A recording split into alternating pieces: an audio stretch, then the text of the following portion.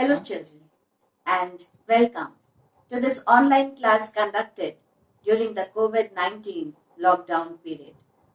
I sincerely hope and pray that all of you are well and safe inside your homes. Hmm, do you remember which chapter we are studying? Of course, I remember. We are in chapter number 9, Environmental Management, and we had already seen the weather and the climate and the various different types of waste. And yes, I do remember we had broadly categorized those various different kinds of waste into the biodegradable waste and the non biodegradable waste. And I also remember that we had seen the harmful effects of solid waste. And we had seen the eco-friendly methods of solid waste management. And in the previous class, we had seen the 7 principles of solid waste management: reuse, reduce, yes, recycle. And I remember the other principles. We have refuse, rethink, research, regulation, and spreading public awareness. Children, I hope that all of you are understanding whatever is being taught to you. And today, let us move on to another topic in the same chapter, which is disaster management.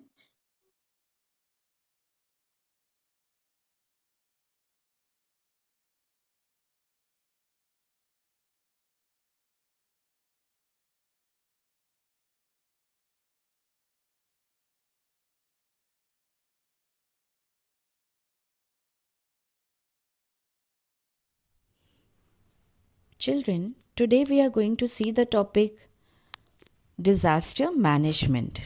But let us first understand what is disaster. Disaster is a sudden event that seriously disrupts the functioning of a community or the society and causes human, material, and economic or environmental losses that exceed the community or the society's ability to cope using its own resources. For example, natural disasters like floods, hurricanes, volcanic eruptions, earthquakes, tsunamis, etc. And we also have the man made disasters like stampedes, transport accidents, terrorist attacks, wars, etc. Now, what does disaster management mean? Disaster management means the measures taken for the safety and protection of life and property from natural or the man made disasters. This means being prepared for disasters, fighting disasters effectively, ensuring the safety of life during disasters, and helping in rebuilding society after the disaster. Disaster management also means the actions implemented through proper planning, organized activity, and coordination. Let us understand this in more detail. Disaster management means the first point we may take as the prevention of losses and damage or the danger. You see, children, there is absolutely no way to prevent natural disasters. But yes, there are steps individuals may take to lessen the damage and losses caused by them. For example, we may develop a plan to face disaster whenever it comes. This may include a communication plan like how to contact each other if you become separated due to some disaster. Then we may also keep in touch with the media tools, as from time to time the radio, the news channels on the television, or even through the internet, messages are flashed about the impending danger. Then the second point we may consider is improving the tolerance. Actually, the rise in the number and intensity of natural disasters is a serious problem that affects the whole world. In order to improve the tolerance level, we need to stay informed and we need to avoid taking unnecessary risks. The third point we may consider as providing relief. Yes, there are many relief organizations we need to know which provide relief from disaster, which help in minimizing the intensity and the extent of harm. The fourth point we may take as the preparation to face the disaster. We may try to find out the hazards in the area in which we live, and then we may prepare a disaster plan to face it. The fifth point may be taking immediate action in the disaster situation.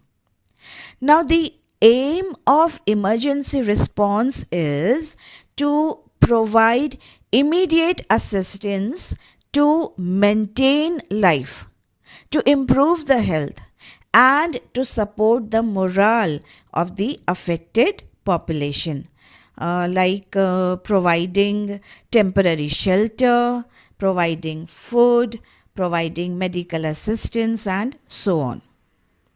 The sixth point may be considered as the assessment of damages and intensity of the disaster. You see, children, by understanding and anticipating future hazard events, the organizations can minimize the risk the disasters pose to the social and to the economic condition of the people. Then, coming to the seventh point, arranging for rescue work and help. Now, people may be trained beforehand to deal with the disaster situation, like how to search for and rescue the victims of some disaster. For example, if an earthquake has occurred, a building has fallen down, there is a lot of rubble. So, we need to train people to go to that place and try to search and rescue the people who might be, and the property also which might be embedded deep inside the rubble. The last point we may consider as rehabilitation and rebuilding. Now, immediately after the disaster, relief should be provided related to shelter, food, water, and medical assistance. In the long term, steps may be taken to reinstate the livelihood of the people who have lost their income source. So, children, in the next class, we will see the basics of providing first aid. But now let us revise whatever we have studied so far in today's class. So, today we have studied what is disaster, then what is disaster management, and the main steps which should be covered under the disaster management. Ranging from, we can say, prevention of losses and extending to the rehabilitation and the rebuilding process. So, children, now note down your assignment. You have to write the definition of disaster and the definition of disaster management. So, children, till we meet again, stay home, stay safe, plant a sapling. God bless you.